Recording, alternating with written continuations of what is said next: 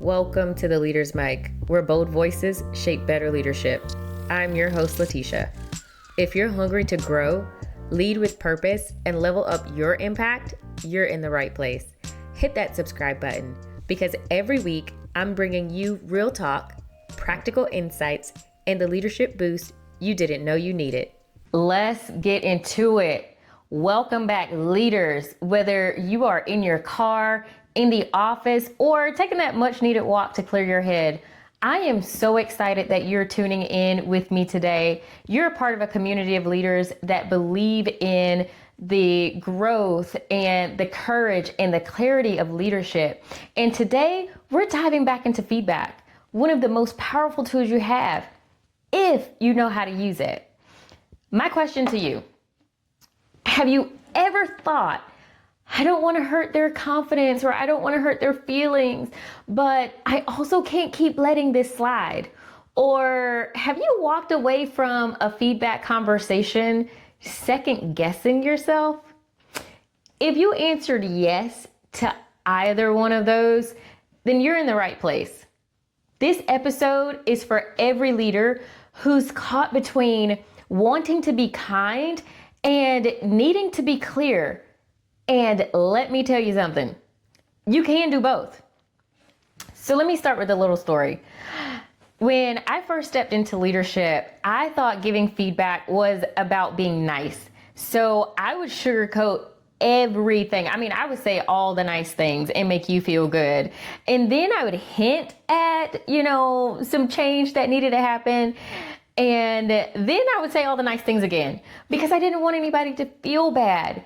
And you've probably heard of the compliment sandwich, where you compliment, you give some feedback, and then you compliment again.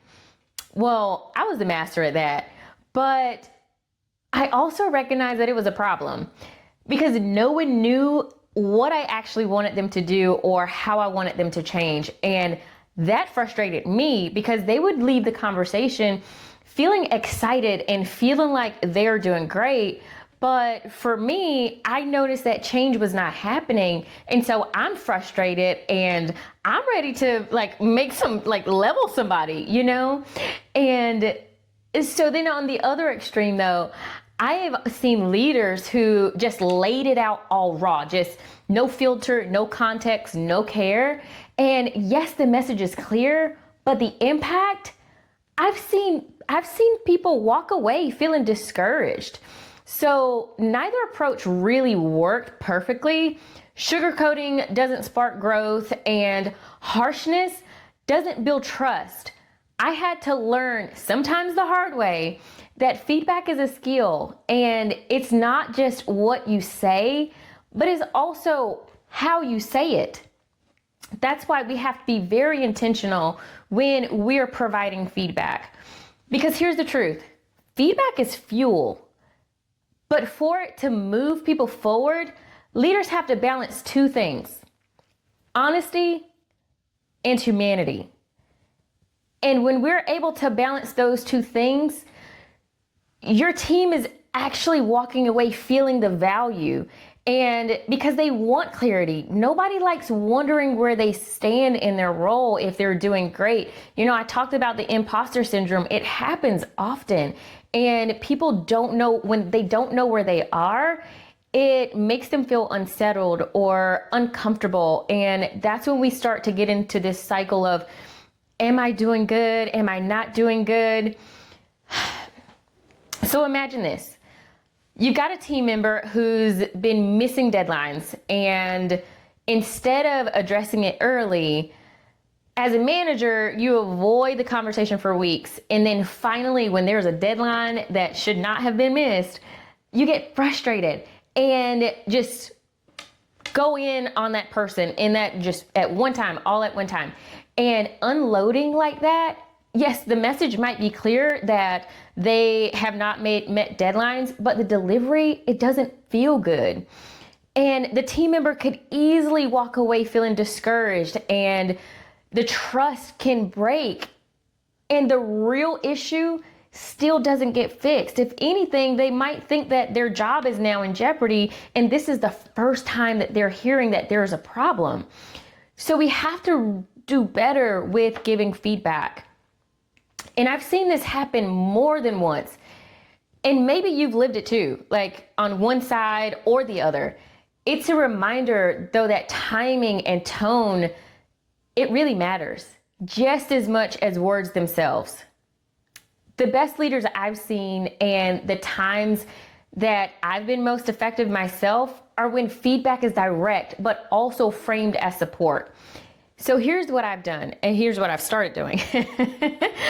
I would say, here's what's working, here's what's not working, and how can we work together to close this gap? Or what would you like to see from me to help you close this gap? Because at that point, I am letting them know that I am here to support and we can work together with closing this gap. But if you're not careful, something that happens to me all the time, I can get caught right back up in that feedback compliment sandwich, because I would like to recap. I like to start with, okay, this is our next step forward. This is why we're making these changes. So I'll tell the challenges, and then I'll end with, but this is what you're doing well. So then again, I'm right back in the same thing, right? Compliment, the feedback, and then compliment again. So I have actually started sending recap emails because I think that that's most important for my team members to understand. The goal is to shift feedback from something people fear to something people actually value. And in order to do that, we have to be clear and concise every time we give feedback. Hey, quick pause here. If you're finding value in this conversation, do me a favor, hit that subscribe button. You don't want to miss season 2. And if you're listening right now and thinking of another leader who struggles with giving feedback, send this episode their way. Sharing is how our community grows, and I am so grateful for it. Okay, let's talk about what this looks like in real life. I want to give you 4 strategies to help you give feedback without fear. Number 1, be clear, not cruel. Say exactly what you mean, but do it with respect. People receive better when things come across respectfully. Number 2, balance growth with strengths. Feedback lands better when people know you see the good too, right? So that doesn't mean fall back into the feedback sandwich. You can give feedback, you can give positive feedback, but then make sure you let them know where they need to change. And then also, number 3, make it a dialogue and not a monologue. So ask, what support would you like to see, or what support would help you improve in this area?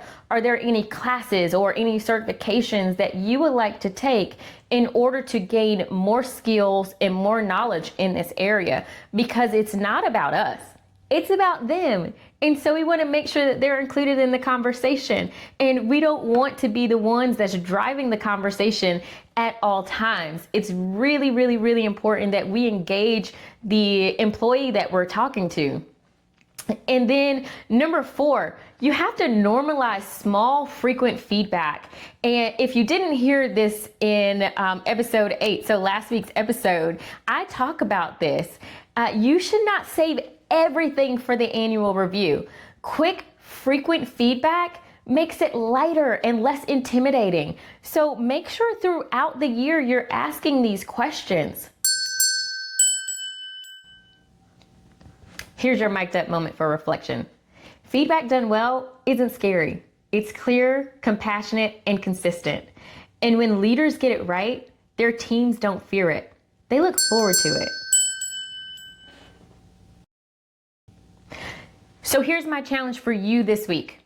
Find one opportunity to give specific, encouraging feedback to someone on your team. Keep it simple, keep it clear, and watch how it shifts the conversation. And if this episode sparks something for you, don't just keep it to yourself. Follow the Leader's Mic on your favorite platform, leave a quick review, and let me know what strategies you're trying this week. I'm looking forward to seeing how this is working out for you. Thanks for tuning in to the Leader's Mic, and remember, feedback isn't something to fear. It's one of the greatest gifts you can give as a leader. Keep learning, keep leading, and keep growing. This is the Leader's Mic, where bold voices shape better leadership.